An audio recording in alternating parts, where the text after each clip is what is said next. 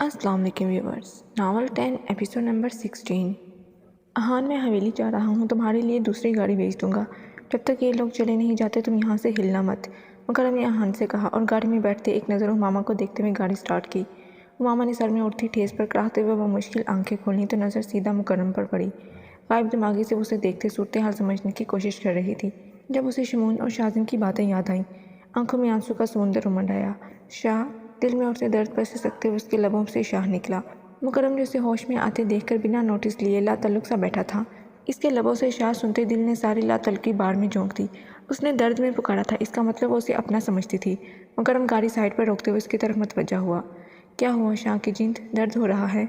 मुकरम का पूछना था कि मामा इसके सीने से लगते बिलक बिलक कर रोई।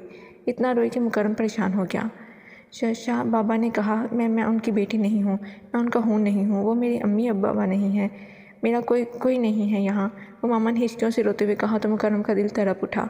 ऐसा नहीं है मेरी जान, तुम चाचा चाची की बेटी हो, हमारा खून हो, खुद को अकेला मत समझो। मैं हूँ ना अपनी जिन साईं के लिए, कभी अकेला नहीं होने दूंगा तुम्हें। मुकरम ने उसकी भीगी आंखों को चूमते हुए कहा, आप मुझे कभी नहीं छोड़ेंगे ना? मैं आपसे बहुत मोहब्बत करती हूँ, मुझे पता ही नहीं चला कब मुझे आपसे मोहब्बत हो गई। उमामा अपने शाह के बिना नहीं रह सकती, सुना आपने?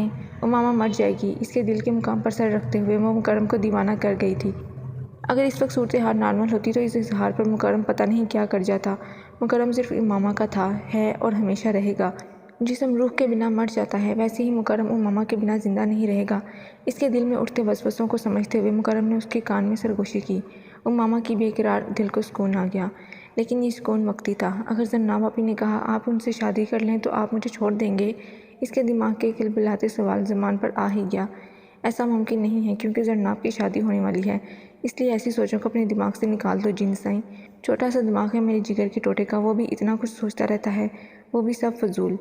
मुझे क्यों नहीं सोचती तुम? मुकरम ने उसकी सुर्ख नाक पर होंठ रखते मुस्कुराते हुए पूछा तो मामा ने सुर्ख होते उसे आंखें दिखाईं। माशाल्लाह, चश्मे बदूर। जिन साईं, ऐसी बीवियों वाली अदाएं दिखाते तुम बहुत क्यूट लग रही हो। मुकरम ने उसके अंदाज पर हंसते हुए कहा तो सुर्ख पड़ते हुए मामा ने सर झुका गई। इसके झुके सर पर होंठ रखते मुकरम ने गाड़ी स्टार्ट की। शाह, मुझे हवेली नहीं जाना। क्यों? ड्राइविंग करते मुकरम ने आबरू चुकाते हुए पूछा। मेरा दिल नहीं कर रहा, आप प्लीज़ मुझे अपने साथ ले चलें, हमारे घर। मामा ने रुंधे लहजे में कहा तो मुकरम गहरा सांस भरकर रह गया। बीवी यार, तुम मेरी बात समझ नहीं रही हो, थोड़ा सा सब्र कर लो, बहुत जल्द सारी हकीकत सामने आ जाएगी। ये ख्याल अपने दिल से निकाल दो कि तुम हमारा खून नहीं हो, तुम हम में से ही हो, इसलिए फजूल में अपना दिल ना जलाओ। मुकरम ने नरमी से उसे समझाते हुए कहा और इसकी सुने बिना गाड़ी का रुख हवेली की जाती सड़क की तरफ मोड़ दिया।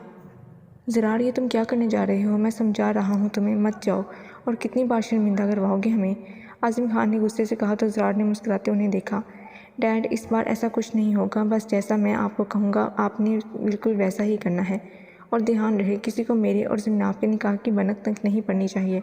मैं बाहर गाड़ी में आप सबका वेट करूँगा, जल्दी आएँ आप सब। ज़रार ने उन्हें समझाते हुए कहा और बाहर निकल गया। भाभी, आप लोग जाएँ, मुझे नहीं जाना, ज़ीनत बेगम ने रुमैसा से कहा। ज़ीनत, जानती हो ना, तुम्हें लिए बिना वो कभी भी नहीं जाएगा। तुम घबराओ नहीं, इंशाल्लाह सब बेहतर होगा, चलो। रुमैसा बेगम ने उनकी कैफियत समझते हुए कहा तो ज़ीनत भी बसी से उन्हें देख कर रह गई। और फिर थोड़ी देर में ही ये 5 लोगों पर मुश्तमिल काफ़िला शाह हवेली की तरफ रवाना हो गया। ओ मामा, मेरी जान कहाँ चली गई थी तुम? जानती हो कितना परेशान हो गए थे हम।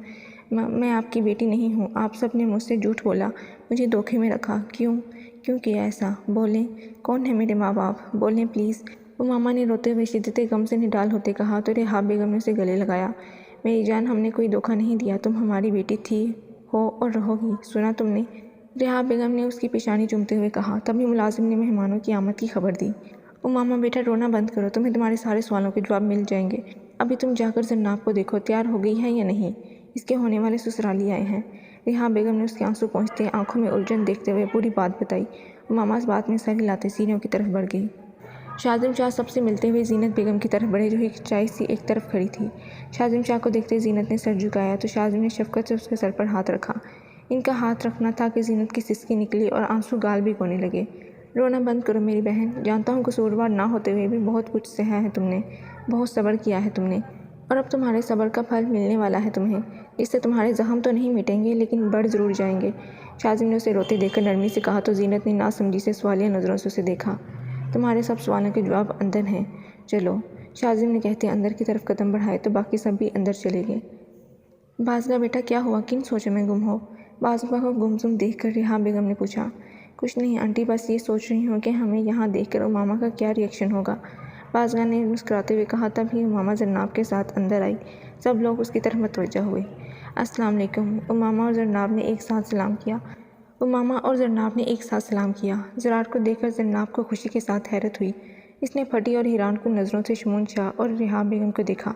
इसे कुछ भी नहीं बताया गया था, जबकि उमामा तो बाज़गा और ज़रार को देखते साकित रह गई थी। मेरी जिगर। बाज़गा उसे देखते रह न सकी और इसके गले जा लगी। आखिर इतने दिन उससे दूर रह रही थी। इसकी इस बचकाना हरकत पर सब हंस दिए थे, जबकि उमामा जो ज़रार को देख रही थी चौंकते बाज़गा की तरफ मतवज्जा हुई। आज ज़रार को देखकर उसके दिल में कोई हलचल नहीं हुई थी। दिल एकदम साकित और खाली खाली था। इसे अजनबियत के सिवा कुछ महसूस नहीं हुआ था, जबकि इसके साथ वाले सोफे पर बैठे मुकर्रम को देखते उमामा के दिल की धड़कन ने रफ्तार पकड़ी। जो बूढ़ी चमकती पुरशौक निगाहों से अपनी छोटी सी जिनसाई को देख रहा था। नज़र मिलने पर मुकर्रम दिलकशी से मुस्कराया, जिससे इसके गाल पर पड़ा गड़ा नमूदार हुआ तो मुँह भूत रह गई। कहाँ चली गई थी तुम? जानती हो कितना मिस किया मैंने तुम्हें। बाज़गा ने पुरनम लहजे में शिकवा किया तो उमामा ने मुकर्रम से नज़रें हटाईं। मैंने भी बहुत मिस किया। उमामा के कहने पर बाज़गा ने उसे घूरा। झूठी, धोखेबाज, बेवफा लड़की, कोई मिस नहीं किया तुमने। मेरे बिना शादी कैसे कर ली हूँ? जीजू देख लें अपनी चालाक बीवी को। वादा किया था हमने कि एक साथ शादी करेंगे, और अब इसने मुझे बताना तक ज़रूरी नहीं समझा। बाज़गा ने उमामा से कहते मुकर्रम को मुखातिब किया, जो दिलचस्पी से उन्हें देख रहा था। उमामा का सुर्ख चेहरा देखकर हाथ की मुट्ठी लबों पर रखते अपनी मुस्कुराहट ज़ब्त की। बाज़गा बस कर दो अब। उमामा को मुश्किल में देखते रुमैसा बेगम ने बाज़गा को आंखें दिखाते खामोशी से वापस बैठने का इशारा किया। इतनी आसानी से नहीं छोड़ूंगी बेस्टी, बहुत सख्त नाराज़ हूँ मैं तुमसे। बाज़गा ने उसकी तरफ झुकते धीमी आवाज़ में कहा और दब से सोफे में बैठ गई, जबकि उमामा ने फ़िलहाल अपनी जान खुलासी पर शुक्र का सांस लिया। वो सब बातें कर रहे थे जब शाज़िम शाह ने मुकर्रम को इशारा किया तो उस बात में सर हिलाते वो उठते अंदर चला गया। जब वापस आया तो वो अकेला नहीं था, बल्कि उसके साथ इब्तिसाम शाह थे, जो व्हील चेयर पर बैठे थे। इनके लॉन्च में आते ही खामोशी छा गई। जीनत को देखते इब्तिसाम की बूढ़ी आंखों में आंसू भर आए थे। आप सबके यहाँ जमा होने का मकसद जरनाब और ज़रार की शादी ही नहीं, बल्कि कुछ और भी है। बहुत सी ऐसी बातें जो पोशीदा हैं, लेकिन अब वक्त आ गया है उन बातों से पर्दा उठा दिया जाए। जीनत, शाज़िम ने कहते जीनत को आवाज़ दी, जिसने चौंकते हुए उनकी तरफ देखा। शाज़िम ने मामा का हाथ पकड़ा और जाकर जीनत के हाथ में दे दिया। ये रहा तुम्हारे सब्र का फल, तुम्हारी बेटी मनाम अशद खान। शाज़िम शाह के कहने पर सब साकित रह गए। उमामा और जीनत बेगम का दिमाग मौफ हो गया था, सर में धमाके होने लगे थे। फटी आंखों से बेयकीनी से वो दोनों शाज़िम शाह को देख रहे थे। भाई, ये मेरी बेटी, ऐसा कैसे हो सकता है? जीनत ने सदमे की कैफियत में कहा। यही सच है जीनत, उमामा तुम्हारी बेटी है। उस दिन वो एक्सीडेंट एक हादसा नहीं था, सोची समझी साजिश थी जो अशद की बिज़नेस पार्टनर ने की थी। कंपनी की लालच में इसने अशद को मरवा दिया। जब हम लोग वहाँ पहुँचे तो अशद जिंदा था। इसने हमें सब बता दिया था, और इसके कहने पर हमने उमामा को दुनिया वालों के सामने मरा हुआ साबित कर दिया, जबकि ऐसा नहीं था। इस दिन मौजूदाती तौर पर उमामा बच गई थी। इससे पहले हम अशद को लेकर अस्पताल पहुँचते वो रास्ते में ही दम तोड़ गया। लेकिन इसने हमसे वादा लिया था कि हम उमामा की हिफाजत करेंगे, क्योंकि इसने अपनी जायदाद उमामा के नाम कर दी थी। अगर इन लोगों को पता चला कि उमामा ज़िंदा है तो वो उसे भी मार देंगे। इन्हीं दिनों शमून के यहाँ मुर्दा बच्चे की पैदाइश हुई। तब हमने उमामा को शमून की बेटी बना दिया ताकि किसी को शक ना हो, लेकिन यहाँ भी किसी को इस बात का इल्म नहीं था कि उमामा तुम्हारी बेटी है। लेकिन अब जब मुकर्रम ने उन लोगों से अशद की जायदाद वापस लेकर उनके कत्ल केस में उन्हें उम्र कैद की सज़ा दिलवा दी है, अब उमामा को कोई ख़तरा नहीं रहा। भाई, आप मुझे तो बता सकते थे ना। इतने साल में अपनी बेटी से दूर रही, इसको मरा हुआ समझकर रोती रही, तड़पती रही। आपको ऐसा नहीं करना चाहिए था, जीनत ने रोते हुए कहा। मेरी बेटी, मेरी नाम। जीनत ने मामा को साकित आंसू बहाते हुए देखकर चूमते अपने सीने से लगाया तो वो फूट फूट कर रो दी।